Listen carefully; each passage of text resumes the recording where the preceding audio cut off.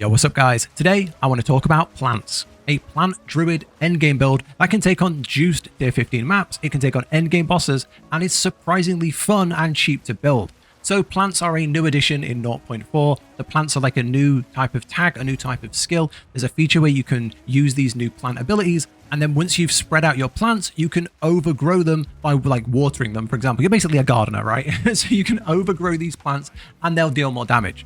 Now, that sounds very tedious and very, no one's going to play that. That's such a long-winded thing to do. But we've got a setup here where we can auto-water the plants. They auto-grow, cast on crit. So as soon as we hit the enemy with the plant, they get auto-watered, they auto-grow, auto-deal the damage, which is why you see so much damage on the screen. Tier 15, fully juiced maps, they're just melting with these abilities. And that was the basics of the map. Spread plants, water them, deal damage. And it worked really well with just two abilities. And then out of nowhere, we get a patch yesterday from Druid Games, and in this patch, there was one line that they have changed Spell Totems to have some new abilities in them. And one of those new abilities is Bone Cage. Well, why do we care about Bone Cage? That's a witch ability. Well, Bone Cage scales physical damage. And what are all our plant abilities? They are physical spell damage. So basically, we can now drop a Spell Totem that will auto-pulse a Bone Cage that will then shatter and deal more physical damage to everything around us, giving us the one thing we really needed, which was more single target damage. And the best part is, if you're playing Druid and you're already going to be going Oracle for this plant build because they get to see all the secret hidden nodes in the passive tree, and lots of those do have like plant and physical buffing abilities, well, being an Oracle gets you an Ascendancy point, which gives you an extra summonable totem. So you can have two of these giant pulsating physical bone cages at once. So yeah, that's this build as a whole. Plants, totems, let's get into it. Okay, so let's start by going through the skills and the gems. So the way this works is you basically have two buttons that you press the majority of the time, and they are Entangle and Thrashing Vines. Entangle is your long, big AoE screen clear ability. You just hold it down and you can see these vines just go out, they spread, and they will just get everything on the screen. Even if you're on a big open map, these will find the enemies and destroy them. And they also, when they are overgrown, they will pop for additional damage. The second thing we have is the vines, which do this. They bring a few vines out and they'll just go around and hit the enemies and deal a ton of burst damage. They don't last as long, but they do a lot of like big impact damage in a small area. So they're like your main two abilities. Okay, so let's talk about the gem setup. So for Entangle, you want to start with Accelerated Growth 2. This means that when they overgrow, so when they're watered, basically when you garden them and they overgrow, they will then burst for additional damage. You have Branching Fissures too, so they branch more, which gives you more. It says you get like less area of effect, but because they branch into a bigger area, you actually get more area coverage. Then you go for Rapid Casting 2 for 20% cast speed. You go for Magnified Area 2 for bigger area of effect on those branches when they go out. And then you go for Heft for 30% more physical hit damage. I'm going to talk a little bit more about like the mechanics of physical spell damage and how to scale that and how that works and how it's different to like physical attack damage. And I'll clarify a little bit and make a lot more sense. But for now, know you want to get more physical damage. On Thrashing Vines, you would go for Considered Casting, less cast speed, more damage. This is your big burst. If there's an elite, if there's a boss, you bring those vines down and they just go crazy for damage. You want to go for Prolonged Duration, so they're up longer. I think initially they don't have a very long time. They have 8-second duration, so you want to get 35% increased skill effect duration. You're going to get Brutality 3 for extra physical damage, 30% more. And then you would go for Stun for 70% more stun buildup. And then finally Heft again for more physical damage. This is just your big damage. If you feel like you want Armor Break, you can put an Armor Break one in here. But personally, I like the Stun. I feel like it's really, really helpful. Then I would go for Cast on Crit. Now, Cast on Crit is how we water the plants, basically. So this is a very crit heavy build. And what we want to do is when we do a crit, we will build up our meter of Cast on Crit. I'm breaking this down if you've never played like a cast on type trigger ability before. So every time we crit, we gain energy to build up this bar. When it hits 100, you will trigger the first gem socketed inside this ability, which is Thunderstorm. And Thunderstorm is the big storm that appears. It's the new one, and it causes the area to be drenched, and it will overgrow any plants. So basically, you will send your vines out, you'll send your entangles out. As you're critting the enemies, thunderstorms will appear above them, pop the plants, water the plants, pop the plants, and deal a lot more damage. You never have to cast the storm. You never have to water the plants yourself. It just happens all around you. You then go for Efficiency 2 for 40% less cost, which you're really going to want because this is going off like automatically. You don't want to have that, that hit you. Then you go for Magnified Area, so the Thunderstorm is in a bigger area to catch more of your plants. And then finally, Spell Cascade. Now, this causes your spells to have like less area of effect, but the skill also affects areas on either side of the targeted. So basically, if you imagine the thunderstorm is in a circle like this, instead of it being like this, it would be smaller, but it would have one on the left and one on the right, or one on the top and one on the bottom. So you actually get more coverage, especially in like the bigger maps. So I think it's really, really helpful. Okay, then finally we have Spell Totem. Now, Spell Totem is the new addition that has come in with the big change they made in the recent patch. Now, the way Spell Totem works is you place a totem, and we have a limit of 2, and then we have our our ascendancy as well. So you place a totem, and that will trigger the first gem inside the Spell Totem. So for us, we have Bone Cage, which means that when we summon a totem, a Bone Cage will summon around the totem and pulse for damage, pinning enemies and dealing physical damage. We can have multiple of these totems out as well. There's multiple totems dealing damage. Now, the only downside to the Spell Totem is that you have to have some sort of charge to run it. Now, there are a few ways you can do this. You can do Armor Break to generate endurance charges, or what I prefer is using the chest piece we have on, which is Vol's Protector, which means when we crit, we gain a power charge, and then power charges can be used to summon the totems. And because we're a crit build, we have the crit for cast on crit, so we already have the crit. It makes sense. And the way the totems work is if you have 3 power charges, when you summon the totem, it will deal 10% more damage per power charge. If you have endurance charges, they will last longer. Because this build is so high in damage, I don't think you need the duration. You need more damage. So having a totem that lasts 20 seconds, no fight is really going on that long. So I think having the power charges is the better way to go. But if you disagree, run it with Armor Break and run it with endurance charges. So you want to go for Bone Cage as your main ability. You want to go for Urgent Totems so we can place them faster. You want to go for Rapid Casting 2, again for cast speed. And then you want to go for Heft for more physical damage. That's how I would set that up. Now, I've also included Bark Skin in here, but because of the way we play this build, you're going to have a spirit. You're not going to have a spirit problem, but you're not going to have much spirit. Unless you're like running really good on gold, and you can get like spirit on your neck, Divines and stuff. If you can get spirit on your neck, you will have enough to run Bark Skin. This is a very, very good defensive option. You can run this with Mysticism, which gives us a increased spell damage, and then you can run it with Prolonged Duration as well. This is a really good defensive if you have the spirit for it. I've just changed away from a neck with spirit on onto one with more damage on. So I now am running really low on spirit, so I can't use it. But if you do have the spirit for it, it's only 30. So I would definitely, if you have the neck, if you have the spirit, I would run this because it's a very good defensive layer that the build is nice to have. Okay, now let's talk about some of the bigger mechanics of the build and how they work. So you just have more knowledge when it comes to picking certain items, or if you're struggling with certain things like how come I can't generate charges? How come my crit stop building? Hopefully this will help answer those questions. And this is in the full build guide. I've tried to put as much detail in here as possible, link to all the abilities so you know what is being mentioned and that kind of thing. If you've never used a MobileX build guide before, it's very intuitive. You can just like highlight over something and see what is being mentioned.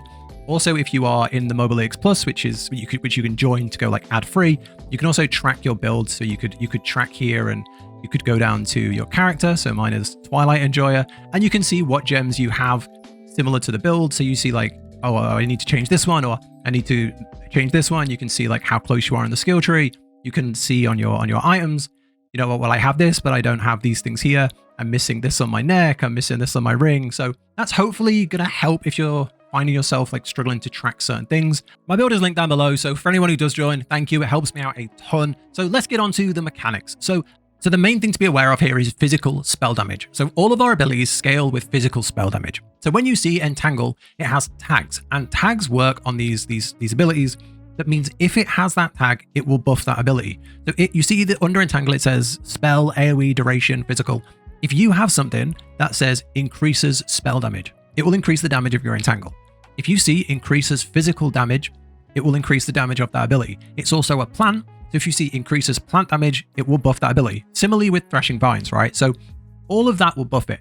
Because it's also a physical and a spell, if you see physical spell damage, it will also buff it as well. So these are like the 4 things that will buff these abilities. Now, this is very different to physical attack damage. That's when you're in melee range, swinging around a sword, or you're a wolf and you're swiping at enemies. That's physical attack or attack damage. So make sure you're spotting the difference there between physical damage and attack, because it's definitely confusing. And if you type in here, if you type in like physical, you'll see there is a lot of physical nodes, especially with the Oracle. We can see like extra nodes as well. There's a lot of like physical nodes here. So like plants overgrow, increase physical, in 25% increase physical damage. You come over here, you have like 35% increased physical damage. This is all buffs to all of our abilities, but don't be mistaken and like grabbing attack around here. All these different attack nodes do nothing for us. And you can see this again when you're looking at your gear, which we'll go through. If you have like increased spell damage, 200% increased spell damage is a huge buff. Increased spell physical damage is a huge buff. Levels to physical spell skills is a buff. Levels to spells, 3 levels to spell skills is a buff. Now, if you go on your ring and you have, fire damage to attacks, that's different because we're using spells. So yeah, just make sure you understand how physical works. And if you already know that, sorry for over-explaining, but I know it's a confusing topic if you're new to this sort of build. Okay, now let's go over the passive tree, and we use weapons switch here because it's extremely powerful in this build. Because we have totems and we have plants, we can get 24 points in plants and 24 points in totems. When we cast a totem, it takes from the second set. When we cast a spell, it takes from the first set. You never have to actually switch weapons. It's very, very easy to set up. And I'll do a couple of minutes in the next section to show you how to do that. But yeah, just know it does it. And once you learn it once, you'll know it forever. It's very easy. So how do we do this? We start down here. We go get all the spell damage, the attack damage. We get the increased damage. We come along here and we get the increased armor. We get a couple of extra stats, energy shield, that kind of thing, increased crit. We get the extra armor and energy shield here. And then you want to run it down the bottom. You want to run it down the bottom and you want to come and get all these crit nodes here, crit chance, crit damage, and the 2 clusters at the bottom. On I'll talk about weapon sets after. And then you want to come down here, you want to get all the skill speed and physical damage. You want to come along here and get all the crit damage bonus up here and come along to the gem set, the gem socket on the side. Then you want to run all the way down the middle. You want to get the spell damage here. You want to get this cluster here for area of effect while you have Arcane Surge. And then we get Arcane Surge somewhere else. You get it up here. And then you want to get this cluster here of increased damage, 30% increased damage at the end.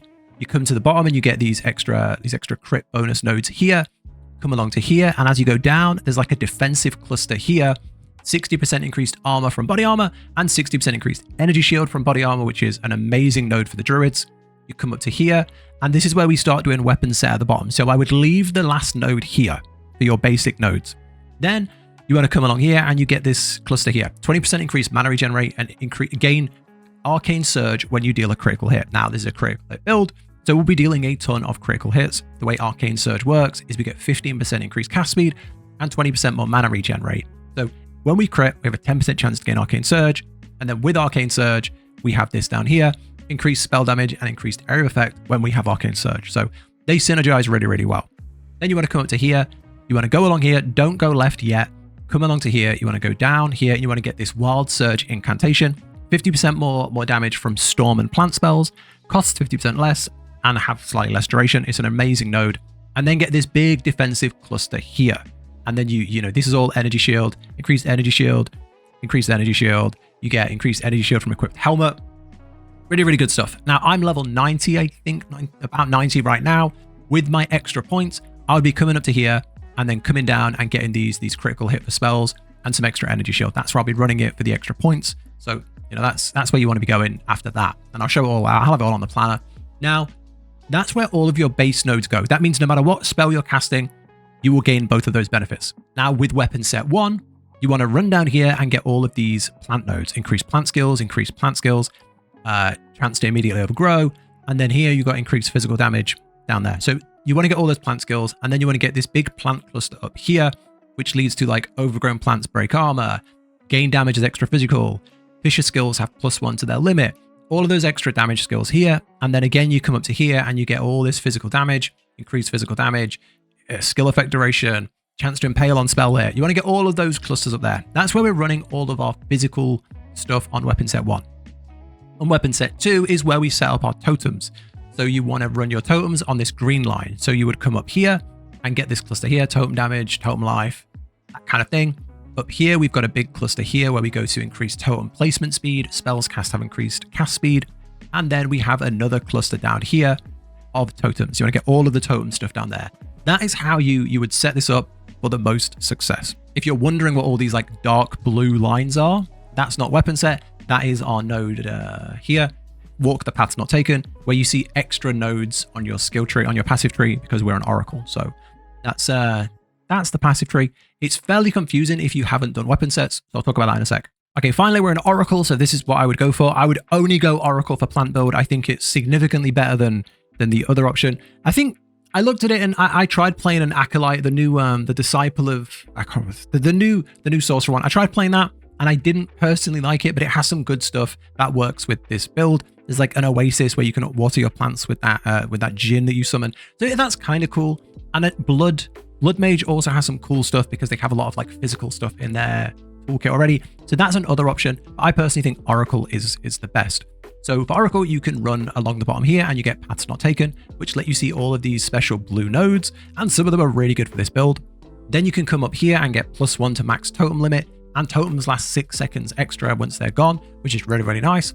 And then you've got here, enemies, critical hit chance against you is unlucky, and damage of enemies hitting you is unlucky, which is a huge defensive layer. And then we can come up here and we get inevitable critical hits. Now, what does this mean? This means that no matter what, you're going to critical hit the enemy. So if you hover over it, hits that would potentially be a critical hit, but do not critical hit, will roll again. Think about it like rolling a dice, right? If they don't hit what you want, they'll roll again until they succeed. And they have 30% less critical hit bonus for each time the critical hit chance was rolled. So basically, you hit the mob. Is it a crit? No. Try again. Is it a crit? No. And then when it does, the amount of times you got no, it will reduce the damage. So the higher your crit chance, the more damage you do, but you do critical hit eventually. So this is amazing for a build that works fully on trying to critical hit the enemy and trigger all of the different things like cast on crit and Vol's Protector, that kind of thing. So yeah, that's the passive tree. Now, when it comes to the weapon switch, it's really, really easy. And there's only 2 things you have to do. You never press a button to switch your weapon. You never have to have 2 weapons. All you do is on your weapon, there is a lock here. So if I click it, there's a lock here. So right now, if I weapon switch, I switch to an empty, I've got nothing, right? So there's nothing buffing my abilities, I've got nothing. But on weapon set 1, if you right click, there'll be a button on console, but if you right click this, it locks it so that when we weapon switch, we have the same weapon. So we don't actually switch our weapon. There's no actual switching happen. When we do a weapon switch, we will then take all of the skills that are assigned to weapon set 2 when we weapon switch. So then when you go into your skills, you can go on the skills you're going to use. You press the little arrow here to pull out the drop side. And at the bottom, it says used with weapon set 1 or 2. On any plant ability, you assign it to weapon set 1. So on Entangle, on Thrashing Vines, you would do 1. On Cast on Crit, you would set it on 1. And then on Spell Totem, you would assign it to weapon set 2. And that means, even though the weapons aren't swapping, every time we use a plant ability, we would get all of the benefits in this red area. So all of the buffs to physical damage, all of the buffs to plant, whenever we cast a plant ability, whenever we cast a totem, we would get all of the buffs to totem speed and totem placement and totem damage and all that stuff. So yeah, that's going to give you a significant boost to everything you're trying to do. Okay, lastly, let's talk about gear. So first up, we have 2 uniques, and luckily these are extremely cheap. So we have 2 uniques. We have the Night Scale Gloves and we have the Vol's Protector. You can get a basic version of this for just a couple of Exalted Orbs. So the Night Scale Gloves, the way these work, we get 50% increased crit hit chance, we get Energy Shield, we get some stats, some resistances, and then we get 150% mana regen if you critical hit recently.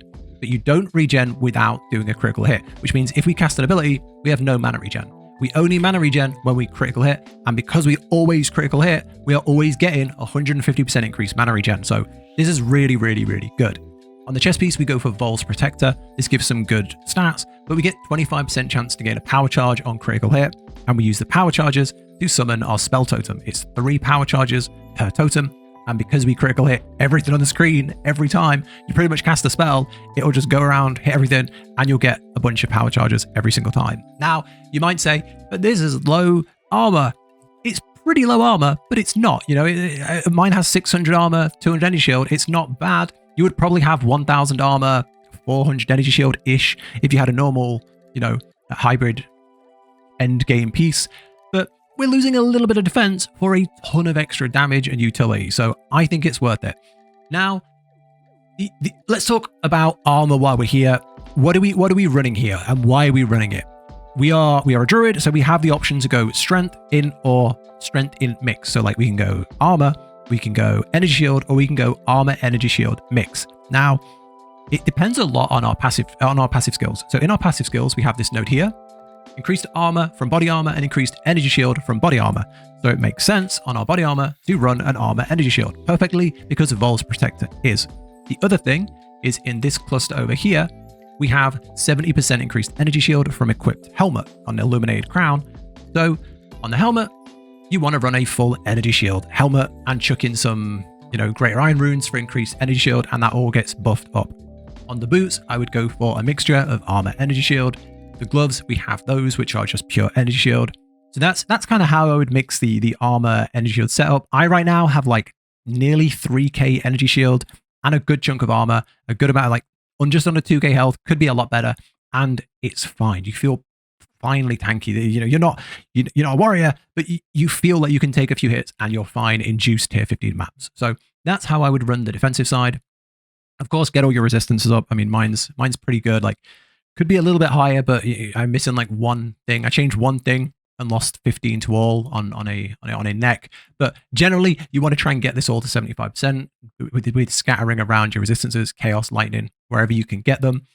That's the defensive side, pretty much. Now let's talk about dealing damage. When it comes to dealing damage, we want to get spell damage, physical spell damage, levels to physical spells, levels to spells. That's it.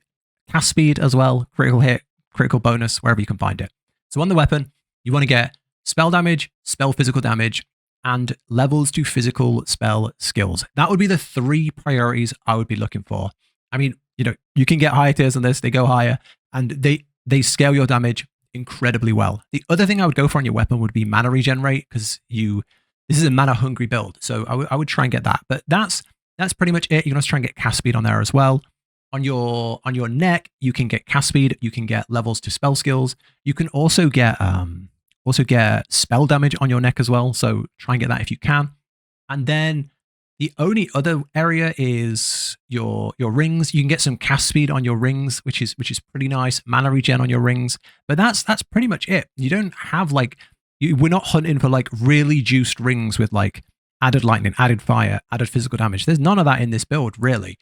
This is pretty much because we don't do attacks, so we don't need the added to attacks. You just want to get resistances and a bit of cast speed, rarity, that kind of thing on your rings, and that's pretty much the build. As long as you're getting life and resistances and those things, most of your budget is going to go onto your staff and your neck, and then these are dirt cheap. All of this is fairly cheap, and that's pretty much it. So yeah, hopefully that helps. I've tried to put tons and tons of detail into the build guide. I've tried to answer as many questions that you might have in the sections below. When you go to gear, scroll down, there's going to be a big chunk of text below the gear to hopefully answer anything you might have. And yeah, hopefully that helps. If you do have any further questions, if something wasn't clear, let me know in the comments and I'll do my best to answer. But take care. Thank you for watching, and I'll catch you in the next one.